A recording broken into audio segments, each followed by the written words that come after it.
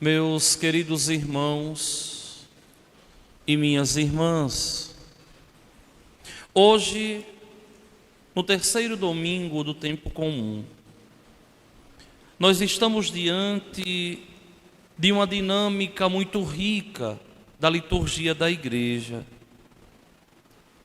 Nosso Senhor Jesus Cristo, que começa a solidificar a sua igreja, a nossa igreja. Igreja que nós pertencemos, que um dia nela fomos batizados. Igreja que nos fez filhos de Deus. Igreja católica, apostólica, romana. Desde a semana passada, nós estamos a contemplar nos evangelhos Nosso Senhor dando as bases da igreja. Vocês devem bem lembrar do evangelho do domingo passado, onde João Batista apontava Jesus aos seus discípulos. E os seus discípulos, entre eles André, irmão de Simão, imediatamente deixaram de seguir a João e foram seguir Jesus. Jesus percebe a presença deles e Jesus ali é questionado onde morava.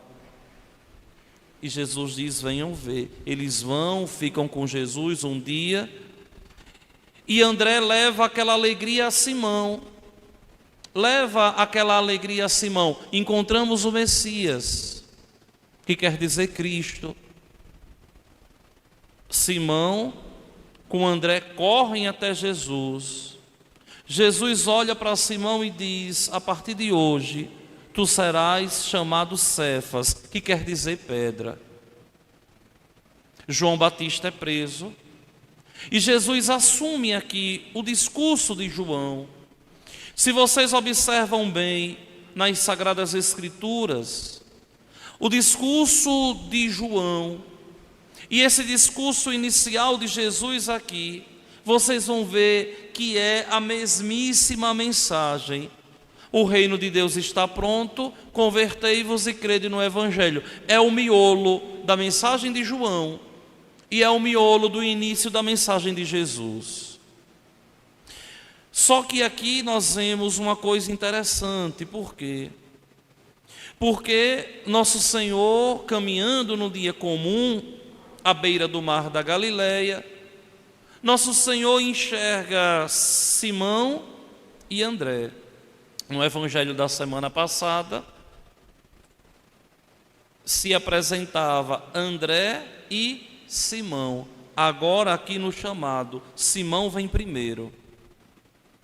Vejam, Simão e André são avistados por Jesus. O que isso quer dizer? Se vocês pegam todas as listas do Colégio dos 12, do Colégio Apostólico, vocês vão ver que todos os evangelistas sempre colocam Simão como primeiro. Pedro sempre é o primeiro. É daqui que surge a teologia do primus inter pares, o primeiro entre os demais. Foi por isso que o nosso bispo diocesano, Dom Roberto José, ao celebrar a sexta-feira aqui no altar do Menino Jesus, ele dizia: eu sou bispo, tal qual o Papa Francisco, e o Papa Francisco é bispo, tal qual a mim, para mostrar a fé da igreja. Ou seja, o Papa Francisco, por ocupar o lugar de Pedro, tem a preferência, ou melhor, esse termo não está bom, tem a primazia com Dom Roberto. Se tivéssemos aqui esse altar repleto de bispos, inclusive o bispo de Roma, quem deveria presidir a Eucaristia deveria ser o bispo de Roma. Ele tem a primazia. Assim como quando o bispo vem na paróquia. Quem é que celebra a Eucaristia é o bispo, o padre fica de lado. Quando eu fiz 10 anos de ordenado, Dom Roberto me deu um presente de vir pontificar a minha missa. Sentou naquele cantinho ali em cima do altar, eu celebrei a Eucaristia e ele veio só fazer a pregação. Vejam, mas ali ele tem a primazia. Pedro tem a primazia. Por quê? Porque a igreja é fundada na fé de Pedro. Então, todas as listas apostólicas colocam Pedro em primeiro lugar. Ele é o primeiro, o escolhido por Cristo para ser o chefe da igreja. Então vejam, aqui Jesus vai passando, enxerga Simão, enxerga André e chama: segui-me, e eu farei de vós pescadores de homens. Aqui está muito claro, para nós a missão dos apóstolos, que são chamados a serem pescadores de homens. É a missão deles. Jesus chamou: segui-me, e eu farei de vós pescadores de homens. Todos nós temos uma missão. Todos nós somos chamados por Deus. Não existe ninguém que tenha vindo ao mundo por acaso. Todos nós temos uma missão a desempenhar. Todos nós temos uma missão a desempenhar no mundo. Temos um papel a cumprir. Ninguém veio ao mundo por acaso. Isso não existe na fé católica. Todos nós fomos criados por Deus com um objetivo. E o objetivo primeiro, pelo qual Deus nos criou, é a nossa salvação. Não existe outro objetivo primeiro. Esse é o primeiro. Nos aproximarmos de Deus e levarmos-nos Deus para aqueles que ainda não conhecem a Deus, apesar dos nossos pecados, apesar das nossas misérias. Só que um detalhe aqui chama a atenção no chamamento de Simão e de André, porque Jesus chama, e o texto nos diz que imediatamente eles deixaram as redes e seguiram a Jesus. Quem quer seguir a Jesus não dá desculpas, minha gente. Não existe desculpas para quem quer seguir a Jesus. Muitas vezes a gente vê, principalmente aqui nessa terra de missão, quando eu preciso convidar pessoalmente, ou quando preciso mandar um delegado ali em meu nome, convidar alguém, convocar alguém, a gente escuta todo tipo de desculpas, mas as desculpas quem dá é quem não quer servir a Deus, porque quem quer servir a Deus busca semanalmente escutar a palavra de Deus. Quem quer escutar a Deus sabe que escuta porque ama. E esse amor que nós católicos devemos ter por Deus deve e exige de nós uma resposta imediata. Ele chamou, eu tenho que responder. Eu não posso colocar porém, eu não posso de modo nenhum ficar encontrando desculpas para não servir a Deus. Se vocês têm a curiosidade de verem que todas as vezes que alguém foi chamado por Jesus e deu desculpas, nosso Senhor não permitiu que o seguisse mais. Por quê? Porque sabia que não tinha ainda conquistado aquele coração. porque sabia que aquele ali ainda não tinha se encantado por ele, porque, minha gente, quando a gente gosta de alguém, a gente quer estar perto. Quando a gente gosta de alguém, esse alguém nos apetece. A gente busca de verdade responder com amor, responder com dignidade, com zelo, com respeito.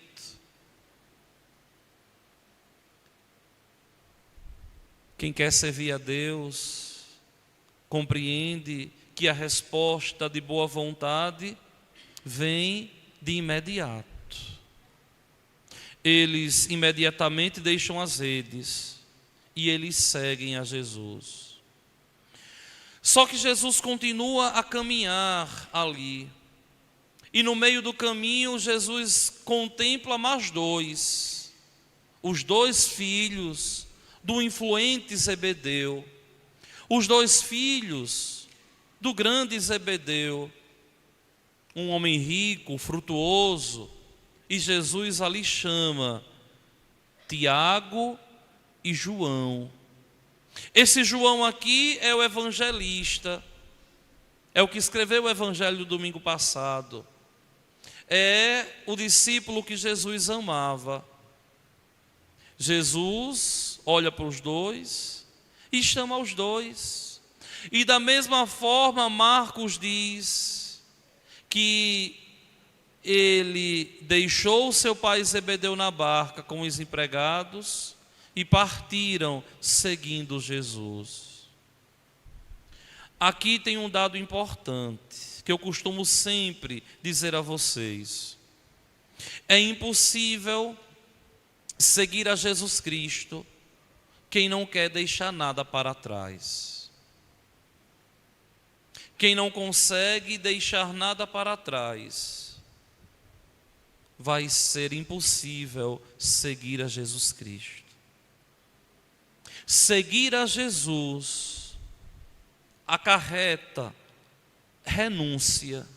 É impossível seguir a Jesus Cristo sem renunciar. Se eu sigo a Jesus Cristo, eu tenho que compreender que o meu amor por Ele vai ser exclusivo e eu vou ter que abrir mão de algumas coisas por amor a Ele, pelo bem dEle. E isso não é estranho a gente não. Vejam, quando você que é casado elege uma esposa ou um esposo para a sua vida, você sabe que porque ama, vai ter que deixar de paquerar as outras todas. Vejam. Vai ter que ter consciência que a sua é aquela que você escolheu. Renunciou.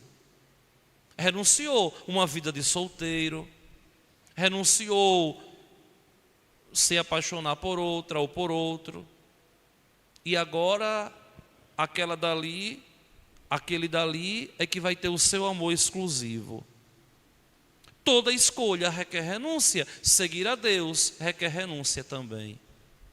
E vejam que os discípulos aqui, eles não dão desculpas e de imediato eles respondem ao chamado de Jesus.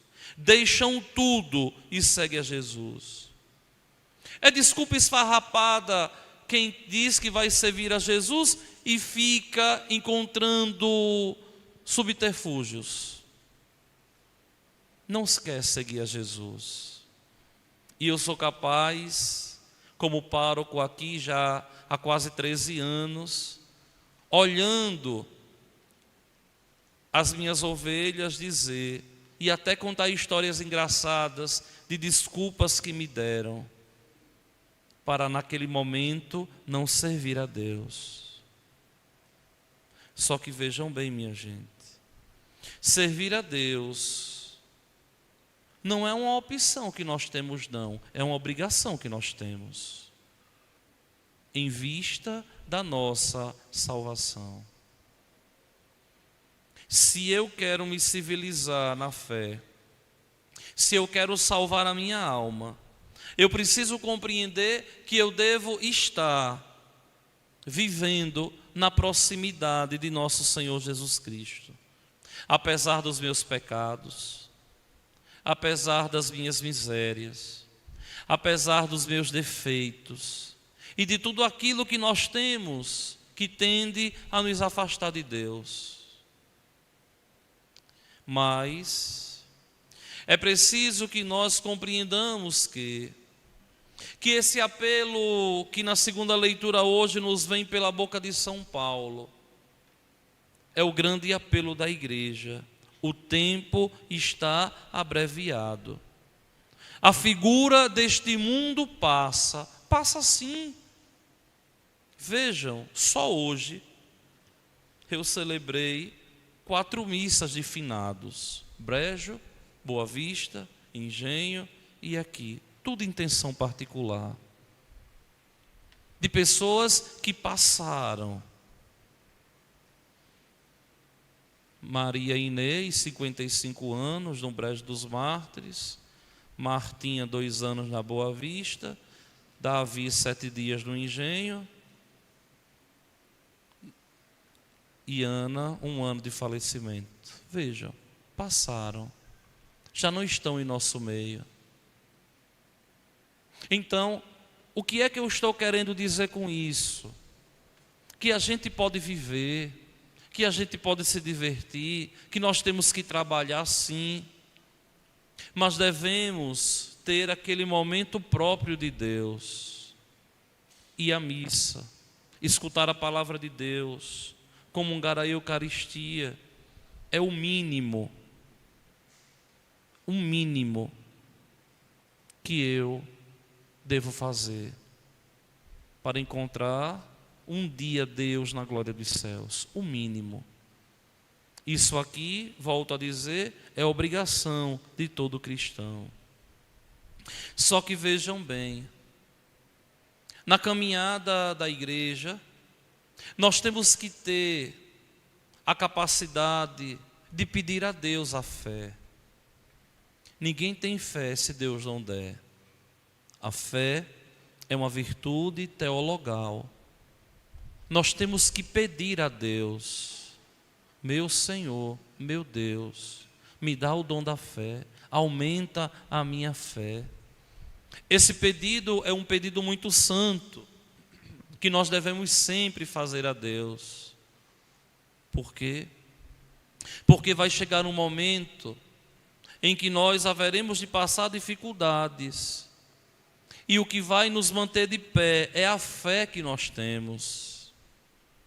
Muitas vezes eu fico a me questionar como é que uma pessoa que não serve a Deus pode ter no coração esperança na hora das grandes dificuldades da vida. E vocês sabem, ninguém está imune às dificuldades.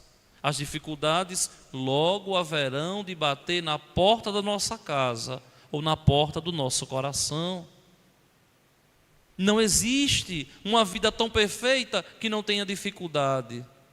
E justamente na hora dessa dificuldade, o que nos vai fazer ficar de pé é a fé que nós temos. E para isso, nós temos que pedir a Deus, como o salmista hoje cantou: mostrai-me, ó Senhor, vossos caminhos, vossa verdade me oriente e me conduza. O que é isso que o autor sagrado aqui está dizendo? É tão simples, minha gente.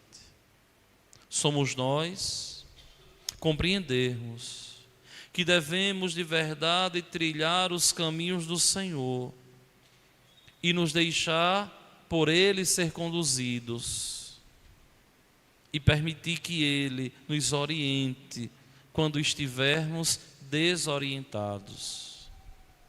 Vamos, pois, na liturgia da missa que nós hoje celebramos, pedir ao Senhor, o bom Deus, que aumente a nossa fé e que continue a nos chamar santamente todos os dias para o seu serviço, para indicarmos o reino de Deus, para levarmos o reino de Deus a todos aqueles que ainda não conhecem a Deus. Mas não só querer levar a Deus aos outros, é primeiro preciso que nós conheçamos a Deus de verdade, tal como Ele é. Vamos ficar de pé e vamos juntos professar a